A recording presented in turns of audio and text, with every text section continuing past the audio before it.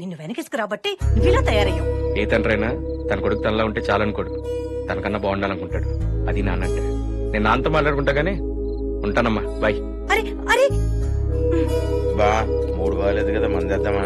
మూడు బాగున్నా మనం చేసే పని అదేగా, పదండి.